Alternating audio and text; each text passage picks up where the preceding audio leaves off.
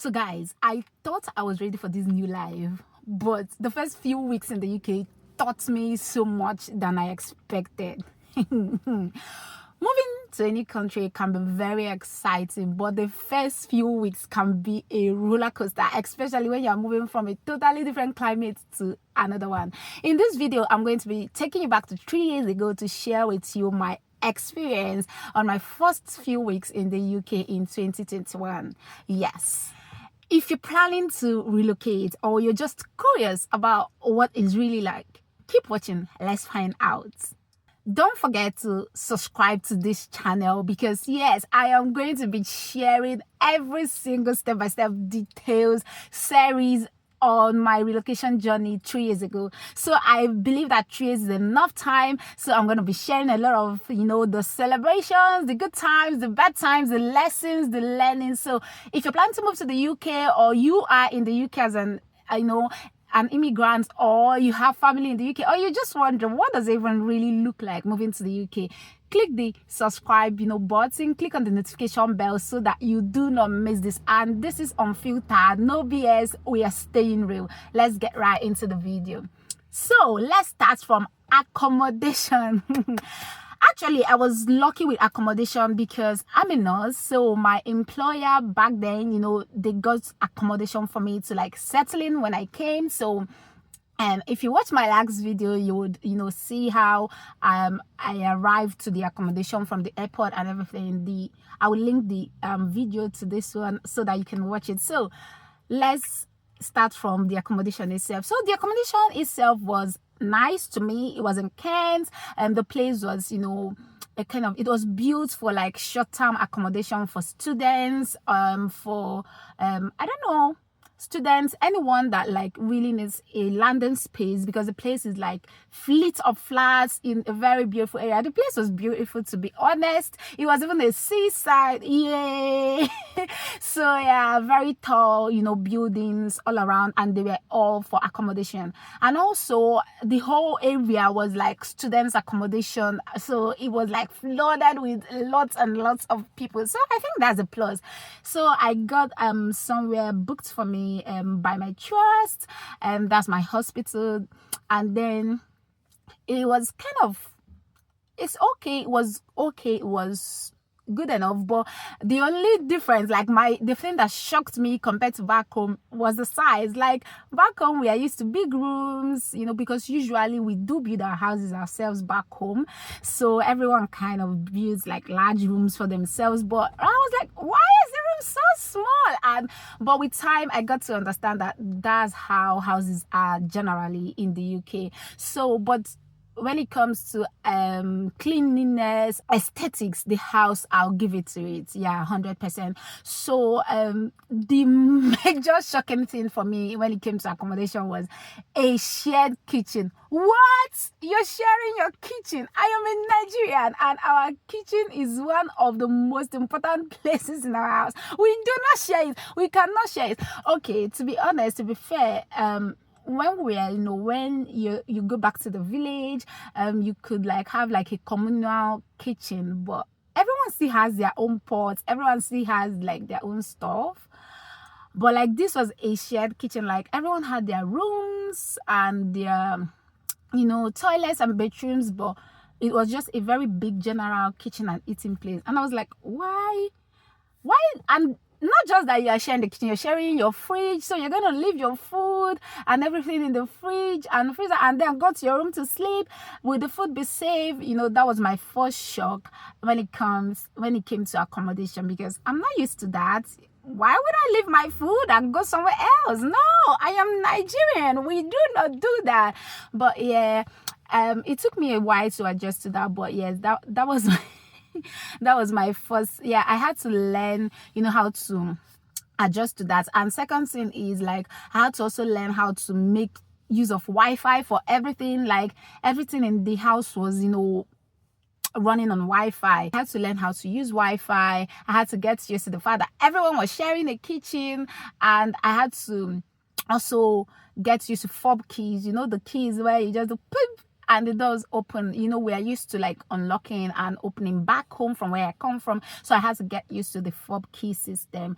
But generally the accommodation was okay. And remember, my friends were there, so before we moved to the UK, we already, you know, had this WhatsApp group of all of us that were Nigerians coming at the same time. So we were a particular cohort, and we didn't like all land the same day. Some people came earlier, and then but we had a date where all of us should be there by. So it really also helped me because they were in this same accommodation with me, right? So they took me around to taught me guys, so I am someone that I have fear for parts of Nigeria. We don't like have buildings that you cannot go upstairs without an elevator, you know. So, and I am from the eastern part of Nigeria, and I am agoraphobic, so I have the very scared. Even right now, I only had to endure using elevators because if you don't use elevators in the UK, you will see shege.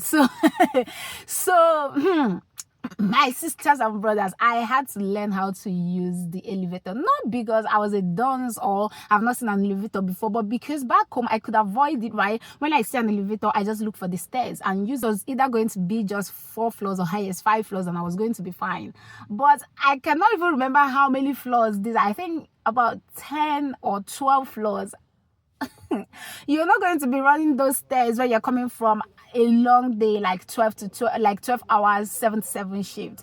So I had to learn how to use the elevator, number one, for convenience, and number two, because I just had to adapt. It's going to be unwise of me to just not learn how to use it, because I am now in a country where if I go to like 30 places, 28 of them would need an elevator or a lift system to, you know, maneuver going up and down. So it was my first training also. I had to like get used to it. So when it comes to accommodation, I think I will give it 90, because the only thing that, you know, wowed me was, why am I sharing my kitchen? But it was fine, it was beautiful, it was okay, and that was the beginning of my learning journey. Now let's talk about the emotional, you know, ups and downs. So remember, I was just coming from home. I'm the first child. I just got married and I just left everyone, and I'm now here in this new place. Initially, I was excited. Yay, I'm now in the UK. I'm going to see new life, learn a new culture, meet new people. But then, you know, when I left my friends and moved to my room, I began to feel lonely, homesick. I missed my husband. Where is my husband? I've not spent a night away from my husband since we got married, and it was just like 4 months or so. So I was like, how am I gonna do this? And I started crying. In short, if any of my cohort person watch this video, they're going to laugh out loud, because they would literally remember how they were like calling me my husband's baby, always crying for her husband. In short, they would always ask me, have you called the husband? Have your husband called you? Better go and call him before you cry. Yeah, I was homesick. I was missing everyone, and it was like, I'm excited, oh, I'm sad, I'm excited, oh, I'm sad. So, but yeah, the fact that I had Wi-Fi, constant Wi-Fi, I didn't have to worry about that. It really helped so much, you know. So what my husband did was just like subscribe to loads and loads of data on his phone, so that whenever I call, he answered the mindset that, okay, it's just for now, he's coming, you know.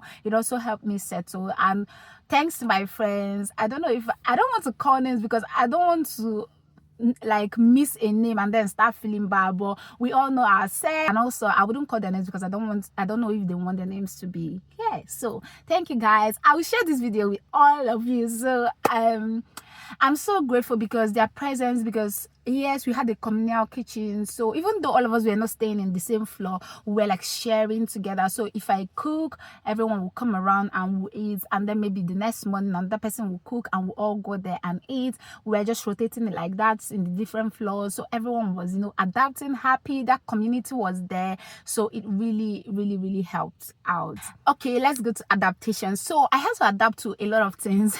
When I first went to, you know, the grocery store, because we're in this place, it was Asda and Tesco that were nearby to me. I was like, why is this place so big? Why is this place so big? Because it was quite one of their superstores, and I was like, why is this so big? And you know, I'm used to open markets back home. We have malls, but malls were not like everywhere. Like it was like maybe one mall in one town with lots of open markets. So I was like, why are there malls everywhere. We call it malls. I've not yet, I don't even know what they call it in the UK. Stores, you know, whatever, superstore, supermarkets. We call them malls back home. So that's still my, it was pretty much the same, except for the fact that there were like a large range of things in one store. Back home you have to go to different places. So where they sell food is food, where they sell houseware is houseware, where they sell, you know. So the fact that I had everything in one place was good and it was nice. So that was a positive adaptation, but I had to get used to it. The part that got me very, like, the part that got funny was when it was time to play and we decided to check out the self-service place. We were standing there waiting for who was going to collect the money from us. Guys, we did not know that we could just pay and go. That was the first time anyway. We're like, you know, we saw staff there. You know, staff usually stays around self-service. So we thought that after attending to that person, they were coming to attend to us. We didn't know that we should go ahead and just scan our groceries and pay, you know, but that was just the first time, you know, we're not used to that. So, you know, we got around scanning our items, paying, you know, going, having a walk, but it wasn't that bad, you know, apart from one thing, contactless payments. I am not going to lie that I'm used to contactless payment from my home country. No, my home country, even till now, we are big on cash. We usually do more cash. I don't even know if contactless payment is a big thing in my home country, Nigeria, now yet. But when I came here, I was shocked. I was like, why are people tapping their phones? And what is the meaning of this? Like, I was like, okay, so how does money get out of the phone? I couldn't wrap my head around it. You know, I had to go back home, Google it, ask, you know, my friends that came earlier. They explained to me that, oh no, it's not, the money's not going from the phone. Is because your card is connected to an app called the wallet and blah blah blah. So if you're traveling abroad or you're coming to the UK, just know that we are usually like cashless here, and most transactions happen on your card, and most of the times you're going to see people paying with their phone. It's not magic or anything if you're not just used to it, because I wasn't used to it in the beginning. Second thing I had to adapt to was weather. You already know it was really cold, so I had to get proper winter jackets and then learn how to layer up, like wear tights inside. So if you're coming to the UK, please do not, you know, think people are surviving here. Just get some things, even if it's leggings, you can, you know, get lots of leggings that you can layer up inside them, wear jeans on top of them until you adapt to the weather. So I would usually wear 3 clothes, then wear my winter jackets, wear like 2 leggings, then wear my, you know, jeans, because I was a size 6 when I came to the UK. So you could imagine I was pretty small, and you know, the cold was getting to me. So I would pad up so much, wear my socks and wear my boots, wear my head warmers and wear my gloves. I don't know if I'll find any of my pictures to put it here before I can even step out of the house. So I mean, no one is gonna laugh at you. Everyone, even people that are native, still wear gloves and cover up, you know. So do what you have to do to stay warm. Done. Aha. So let's talk about accents. I don't even want to talk too much about the accent parts, because tell me why I cannot understand English. We school in English, we write in English, all official transactions are done in English. So to be honest, English is our lingua franca. Like this, that's our national language. We have over 200 languages in Nigeria, but English is what is officially used. So I don't even know why they say we are not English speaking, but that's on them. So I've lived all my life schooling. I have a degree in nursing, and you can hear me speak English. You might say I have an African accent, but you hear me speak clear English. So tell me why I was hearing English, but I couldn't understand it. I was like, I'll be like, in it. I'll hear, you're right. I can't even do it. I'm still talking with my natural accent. I can't even do it. So the accent was a bit of a challenge. Now, how did I adapt? To be honest with you, I just asked, pardon, can you come again, please? You know, I didn't get that. Can you come again, please? Myself, when I'm talking, sometimes they need me to come again for them to hear what I'm saying. So it was fine. So I'll come again, and they will come again, and we're fine. So yeah, it took a while. Oh my God, it took months before I started picking the accents, especially being a nurse dealing with patients. But I just got used to it. Mom came, she was like, what are all these people saying? But I could hear every single thing they were saying. Now my mother-in-law is around and she's like, what? When we go to church, she's like, what are they saying? But I can hear everything now. So if you're watching this video and you're looking to the sometime soon, or you're just coming, the first things, the activities to do in your first few weeks. Number one,